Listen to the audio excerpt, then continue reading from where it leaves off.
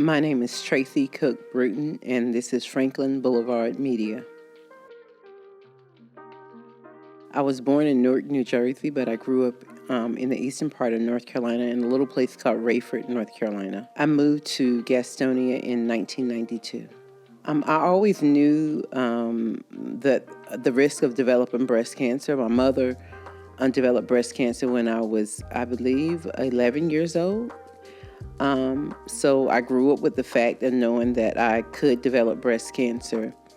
Unbeknownst to me, after I had my son in 1995,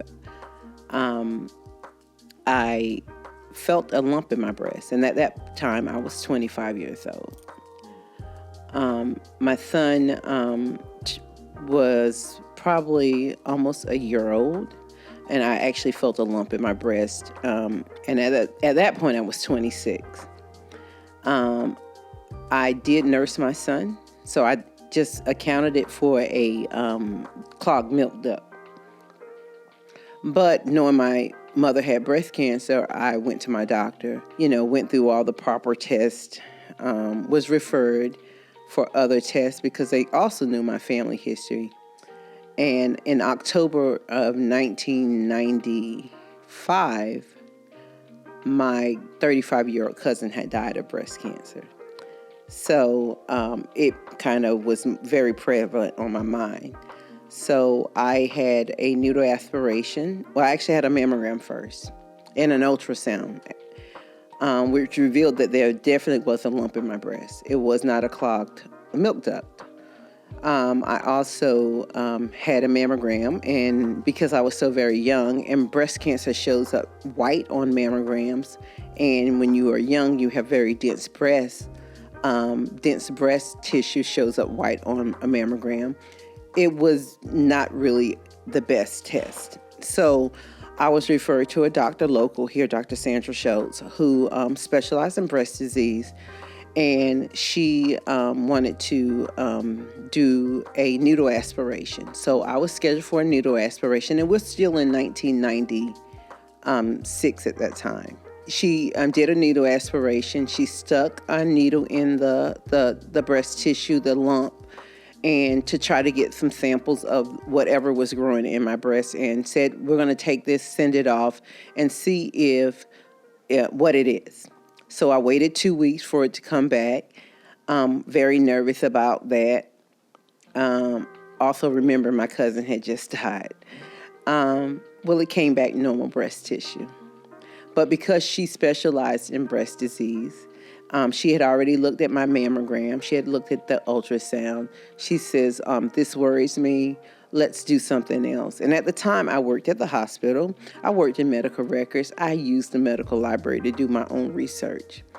And found out that there was a procedure called the one-step procedure. While I was in the OR, they could take the tumor out and test it. And while I was still asleep under anesthesia, they can see what it was. And instead of waking me up, scheduling for another surgery, they could go ahead and do whatever procedures I chose to have. So when I woke up from surgery on January 2nd, 1997, I didn't know whether I would have a breast or I would have two breasts or one breast, because I had already told the doctor that if it was indeed breast cancer, that I wanted to have a mastectomy. So I immediately woke up and did this number.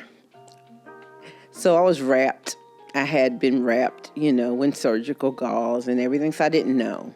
So as I was waking up out of surgery, my doctor walked over to ask me, are you okay? And I said, yes. And she says, they say they think we got it all. And I said, all of what? Not really aware of what was going on, still a little groggy. She says, all of the cancer. I said, oh, it was cancer. She says, yes, are you okay? And I said, yes. Now I have to take it back just a little bit because, again, October 1996, my cousin had died from breast cancer. That's when I found the lump in my breast. I worried from October to January. I had tests and procedures all along the way to find out what was growing in my breast. I constantly worried. I constantly felt. I knew something was wrong. I knew something was there. Didn't know what it was because you can't tell just by feeling. You just know something is there. So I knew something was there. So I'm the youngest of 7. I'm the baby of my family. And I was spoiled as a child. And so I was overindulged, yes. But I loved my family. And also I had 2 children, a husband. So knowing that my cousin had just died in October, I had something growing in my chest that I knew shouldn't be there. I began to think about my own immortality. So I began to write letters to my family, virtually saying goodbye, knowing that my 1-year-old and my 4-year-old would not know me because I wouldn't be there if indeed this was cancer. Because, you hear the word cancer and you might not be there. People say, they don't believe that there is life after it.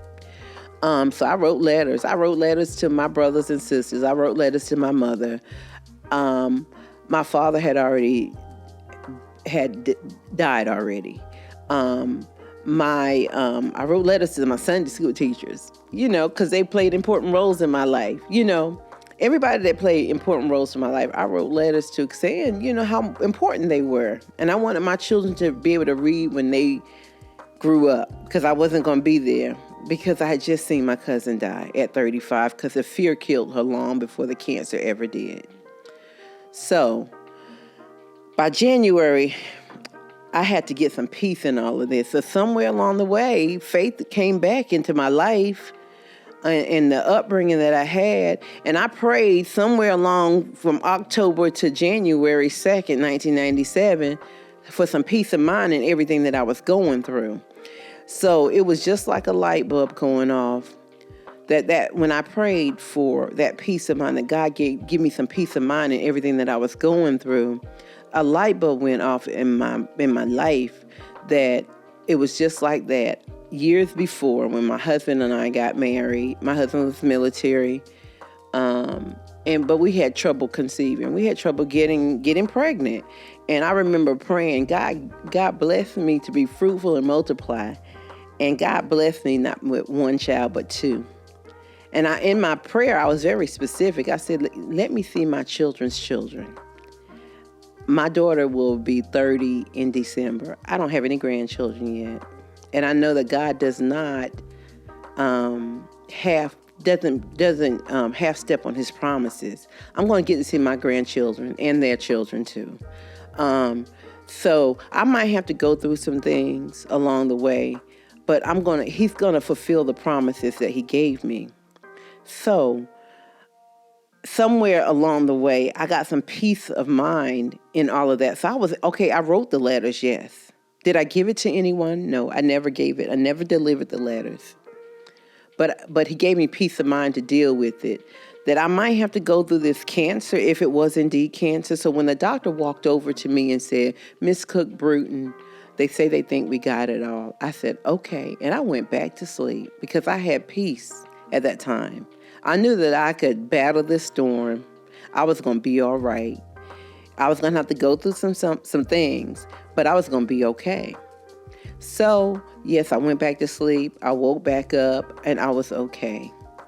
My mother was here in town taking care of my children. My husband was at my bedside when I woke up. First thing I did ask for when I was in my bedroom at the hospital was for my husband to go get my mama, because I wanted her to be there with me, because she'd been there along the way with me through everything that I've ever gone through. And he went back to the house, got my mama, and she was there. And I guess the most hurtful thing that occurred during that process was I heard her talking to my older brother, who was stationed. He was military, and he was stationed. I'm not quite sure whether he was in Germany or Hawaii. He was a distance away, but he was talking to her on the phone, and I overheard her say, "I told her that it was nothing. And I heard the sadness in her voice as if it was her fault, She said, but it wasn't. It was cancer. But it was not her fault. It was just a defective gene that is there, And I heard the defeat in her voice, but it was not her fault. It was just a defective gene. And again, I take you back not 10 years ago, not 20 years ago, not even 15 or 30 years ago, rather. After I was diagnosed, I did I'm a novice genealogist. I began to search my family tree because, yes, I had a 35-year-old cousin to die from breast cancer, but I also had a 37-year-old cousin to die from breast cancer. This is all on my mother's side. My mother, we thought, was the first person to be diagnosed with breast cancer in our family when I was 11 years old. 17 years after I was diagnosed, my mother was diagnosed again with breast cancer. Still survived. But even further back, my great-grandmother, my mother's grandmother, was taking care of her sister, who had been sick for some time.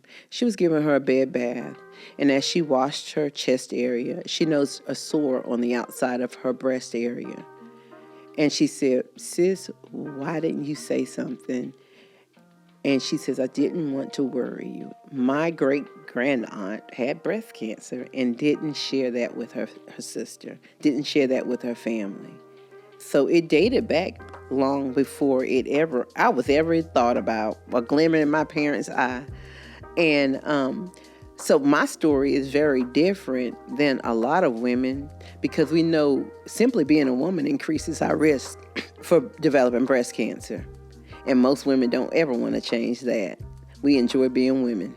I have a family history of the disease. That's not the case for most women. So people think just because I don't have a family history, I don't need to be aware of this. I don't need to be concerned about this being an issue for me. The number one risk for developing breast cancer is simply being a woman. Then the next risk is growing older. I was neither old or had any other risk factors that was associated with getting breast cancer. I wasn't white and I wasn't old. I was 26 years old and I developed breast cancer. So I'm now a 26-year survivor thriver. And I call myself a thriver, not because I detest the word survivor. I identify as a survivor as well.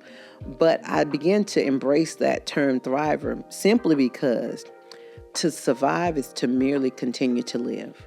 But to thrive is to prosper while doing so. And if I've done nothing throughout these 26 years, I've met some awesome thrivers.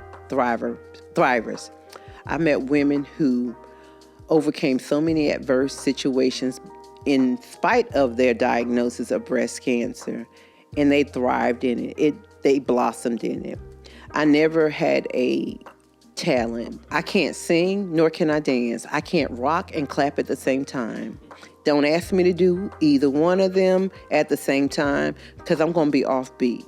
It's a misconception that all Black people have rhythm because this one does not.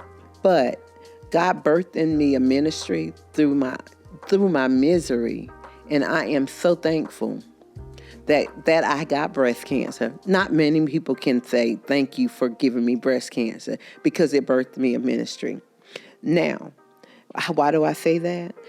Well, after I was diagnosed with breast cancer, of course, I searched my family tree. I advocated for other women. I went out there and did a whole lot of things. I started an organization here called Sisters Network, which is a national organization now, had been a national organization, and it was particularly for African-American women, and it was thriving, wonderful. But then I felt like I needed to divest my services more locally here. And so I have an organization called the Phoenix Society. We do community education. And anybody that has ever heard of the mythical creature, the phoenix, knows that the phoenix is this mythical bird who, when it senses its own timely death, it builds a nest, lights itself on fire, and burns itself up.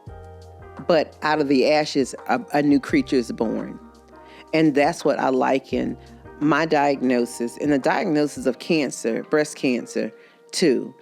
What was intended to kill me, to destroy me, God allowed a new creature to be birthed out of that. And because of that, I was given another chance, not a second chance, but another chance to make a difference. And I try to live by these few words. It no longer matters how long I live. Sure, I want to live a very long time. So that's why I still check I don't have real breasts, but I check my scar lines. I go to the doctor. I do clinical breast exams. I do all of those things. I want to live a long time, but it no longer matters how long I live, but what I do with the time that God has given me. And if it's educating my sisters that breast cancer is real and we can survive it, that's what I'm going to do. So as survivor thrivers, the women that you have met this month and will continue to meet, we are given living proof that there is life after this, and you don't have to succumb to it. I hope that you continue to thrive, survive, and know that there is purpose in this misery that you may have to face, and not allow it to consume you. So I hope that my testimony can be something positive for you.